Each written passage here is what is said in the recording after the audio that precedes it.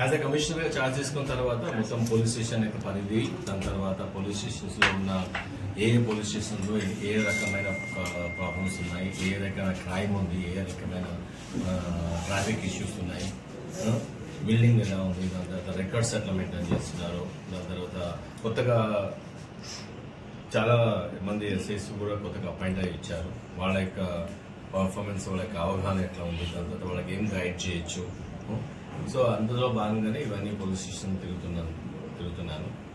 దాంట్లో భాగంగా ఈరోజు స్పెషల్గా ఒక సర్ప్రైజ్గా ఒక ఎగ్జామినేషన్ సెంటర్ కూడా అక్కడ బందోబస్తు ఎలా ఉంది, తర్వాత కరెక్ట్గా మనము గైడ్ లైన్స్ ఏదైతే గవర్నమెంట్ నుంచి వచ్చినాయో సిఎస్ మేడం గారు, మా డీజీపీ గారు తీసుకున్న టెలికాన్ఫరెన్స్ అన్ని పాయింట్స్ అన్ని కవర్ అవుతున్నాయా లేదా, దాని తర్వాత ఎలక్ట్రానిక్ గ్యాడ్జెట్స్ ఎవరు లోపలికి తీసుకెళ్లకుండా, even a smart watch also it should be dropped outside, దాన్ని చెక్ చేస్తున్నారు లేదా, దాని తర్వాత ఉమెన్ ని ఫిస్కింగ్ చేయడానికి సపరేట్ గా కర్టెన్ ఎన్క్లోజర్ ఉందా లేదా, అవన్నీ చెక్ చేయడం జరిగింది. ఈవెన్ ఎవరైనా సరే ఈవెన్ లోపలికి వెళ్తున్నప్పుడు లోపలికి వెళ్లాల్సిన అవసరం లేదు. ఇన్ కేసు వెళ్తున్నారంటే మొత్తం ఆ కోఆర్డినేటర్ కూడా దాంట్లో వాళ్ళు కూడా ఎవరు పోకుండా సెల్ ఫోన్స్ అని బయట పెట్టాలి. బయట ఇదే కాకుండా ఈవెన్ ఎంటైర్ ప్రెమిసెస్ కూడా ఒక 1 hour బిఫోరే మనం ఎన్నంతా ఎంటైర్ ప్రెమిసెస్ ని చూసుకొని ఏదైనా అబాండన్ వెహికల్ పెట్టారా, ఆ వెహికల్లో ఏదైనా కెమెరా పెట్టారా, లేకపోతే వెహికల్లో ఏదైనా సెల్ ఫోన్ దాచిపెట్టుకున్నారా, అట్లాంటివన్నీ కూడా చెక్ చేయడం జరుగుతుంది.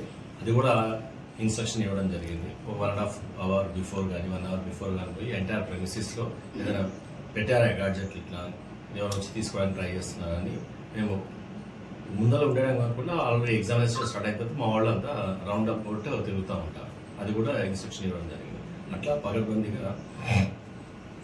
అది కాకుండా మళ్ళీ ఇప్పుడు ఎగ్జామినేషన్ సెంటర్ కి పేపర్స్ రావడం పోలీస్ స్టేషన్ నుంచి, అక్కడ అయిన తర్వాత ఎగ్జామినేషన్ ఆన్సర్ షీట్స్ మళ్ళీ అక్కడ వెళ్ళిపోవడము, అది కూడా ఒక వెపన్ పార్టీ ఇచ్చి మనం స్టార్ట్ చేస్తున్నాం. సో దీంట్లో అవన్నీ కరెక్ట్ గా అవుతున్నాయా లేదా సడన్ గా సర్ప్రైజ్ చేద్దామని వచ్చాను. తర్వాత అన్ని రకాలుగా ఈ యొక్క సబ్ డివిజన్ లో మంచిర్యాల జోన్ లో అంతా మనం మొత్తము అన్ని పోలీస్ స్టేషన్స్ చూసాలని వచ్చాను. దాని తర్వాత ఇక coming to other issues, PDS wise ని కంటిన్యూస్ వచ్చినప్పటి నుంచి మనం కేసులు పెడతానే ఉన్నాము, ఇన్ఫర్మేషన్ పెడతా ఉన్నాము. ఆ టాస్క్ ఫోర్స్ కూడా దింపాను. And I'm very very serious about this issue. ఎందుకంటే దిస్ గవర్నమెంట్ యొక్క ఒక మేజర్ పాలసీ. అది పబ్లిక్ ని పేదలకి ఇచ్చే బియ్యాన్ని ఇట్లా తీసుకుంటే మాత్రం వదిలిపెట్టే సమస్య లేదు. రోజు మీరు చూస్తున్నారు కూడా ఆ టాస్క్ ఫోర్స్ వెరీ యాక్టివ్ ఉంది. తర్వాత ఆల్ ఆఫీసర్స్ కి నా ఇన్స్ట్రక్షన్స్ క్లియర్ ఉన్నాయి. They have to work it out and they have to get the information. And also I am telling those who are indulging in these activities, I first of all suggest that they will be caught at any time. Today, if not today, tomorrow they will be caught. And I have deployed all the teams, and it is better you stop it. My warning is you stop it. Okay? Then if you are continuing it and taking it is easy, then you see my heat.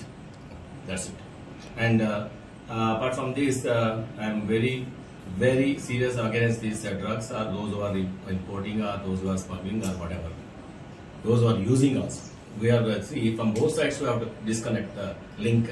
Okay, that's what we are doing. And NDPS Act is very, very powerful act, and we have to go for this PD Act and all. So NDPS Act, there is a 20 years of conviction is there if we properly apply it. Okay, I am going to apply all the sections once it is caught, and I request those who are indulging already to stop it. This is my warning. And also all the colleges, all the medical, right from medical college, on the day itself, then I conducted a meeting. I heard that there is a ragging, and I immediately conducted a medical college at Godakhani.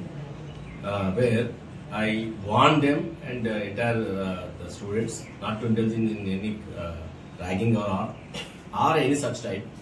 So I even clarified what is ragging, definition of the ragging, and also taken the pledge also. Then this is an example from medical college, and it should be replicated in all the colleges. Every college should have one anti-ragging committee, and principal is the chairman, and other at least one lecturer, at least one lady lecturer should be there.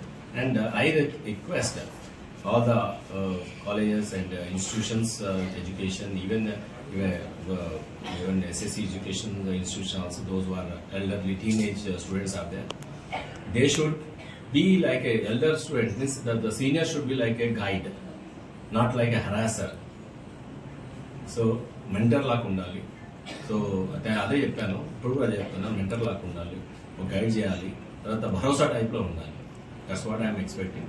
I hope that they will control. Otherwise, if they are taking it easy, then the law goes behind them and will be very serious about it. Anything? Thank you.